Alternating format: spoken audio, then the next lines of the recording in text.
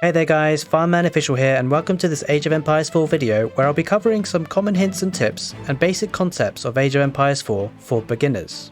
So in this video we're going to talk a little bit about the early game, villages, resource gathering, upgrades, queue commands, rally points, hotkeys, unit types, and build orders. Okay, so thinking about the early game, as soon as the game begins, the first thing you'll want to do is to queue up villagers in your town centre and task your starting villagers to herd your sheep. Then you'll want to send your scout to collect and herd sheep back to your town centre, as well as scout your surrounding resources. Generally, it's the case that food is essential for producing villagers and units, wood is needed for buildings, gold will be needed for upgrades and advancing through the ages, and stone is used for defensive fortifications. So, taking a look at villages, they are essentially the backbone of your civilization. They keep your economy growing, and they gather resources that you will need to achieve your strategies. It's more often than not very important to always be producing villagers to gather resources and protect them from enemy attacks. In terms of protecting them, this could be done in two ways: reducing army and garrisoning them in structures such as your town centre. Next, we're taking a look at the gathering resources section. In order to gather resources, your villagers need to drop them off somewhere, and these are specific buildings. The best place to build these buildings are essentially next to the resources that they are collecting. So for example, the lumber camps allow you to drop off wood, and they should be built near the wood lines of course. Mines allow you to drop off stone and gold, and so mines should be built around those. The mills allow you to drop off food from farms, deer or berries. Docks allow you to collect fish, and they must be built on the waterline. Town centres are a drop-off point for all these resources, but they can be expensive. Next up, we're taking a look at upgrades. Whilst it might be tempting to take all the upgrades you can get, they can be expensive and you'll need to target the upgrades you want. So for example, if you're going for a hunt in terms of deer, you'll want to get the specific technologies to make your hunters work faster. The same as with wood, forestry is usually quite important in the early game. But essentially, you need to choose your upgrades dependent on the strategy you're going for. We've talked about economic upgrades, but there are also military upgrades of course.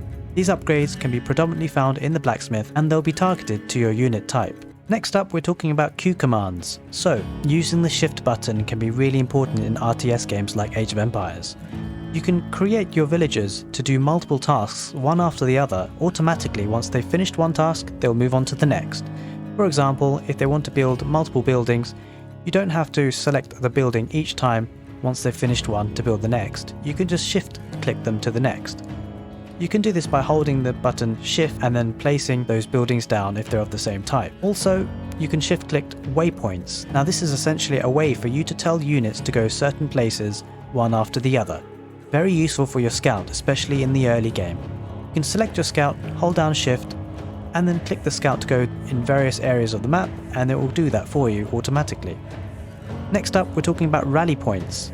Rally points are essentially when units are produced from a building or villagers from a town centre, you can set a place on the map for those buildings to send those units out to.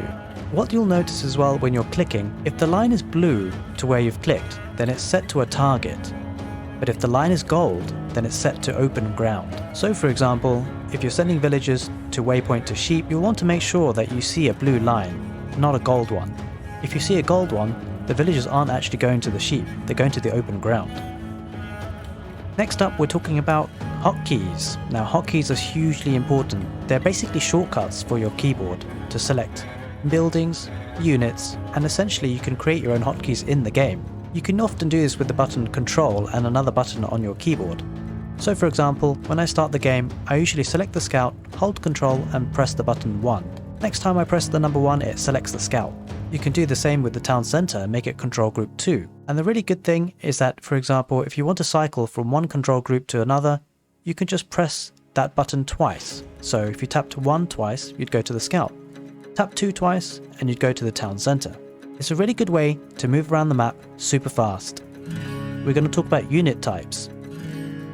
A big part of Age of Empires and RTS games alike is usually the unit composition and counters. The Age of Empires 4 game has the following army unit classes. The light infantry units specialize in nullifying cavalry charges. Light ranged units are core damage dealing units, especially against units at range. Light cavalry are the fastest units who specialize in raids and dealing bonus damage to light ranged units. Armored infantry work well against most units as they specialize in absorbing damage and are tough to overcome. And heavy ranged units are key to cutting down armored units. Armored cavalry specialize in high impact damage. So it's always important to think about the strengths and weaknesses of different units that you're up against and to try and make and train the counter units to defeat your opponent. In the last section of this video, we're going to talk about build orders. Now, build orders can be useful in helping you increase efficiency in your Dark Age and Feudal Age, essentially the early parts of the game.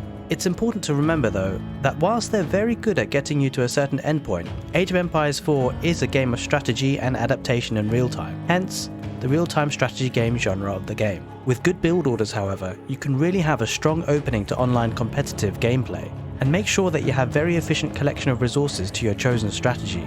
And on that note, I have quite a few build orders that you can check out on the YouTube channel. So guys, I really hope you enjoyed this video as a general overview of some hints and tips for beginners playing Age of Empires 4. It's quite likely that I'll make dedicated videos for each of the sections covered in this video to go into more details, but I just wanted to say a big thank you to all those who have subscribed to the channel and all the support that you guys give. Now, if you are interested in build orders, why not check out the English Longbowman Rush by clicking on the right end card screen of your video now, or perhaps the Chinese Fast Castle into Lancers tickles your fancy. Click on the left end card screen to go to that video. Take care guys, and see you next time.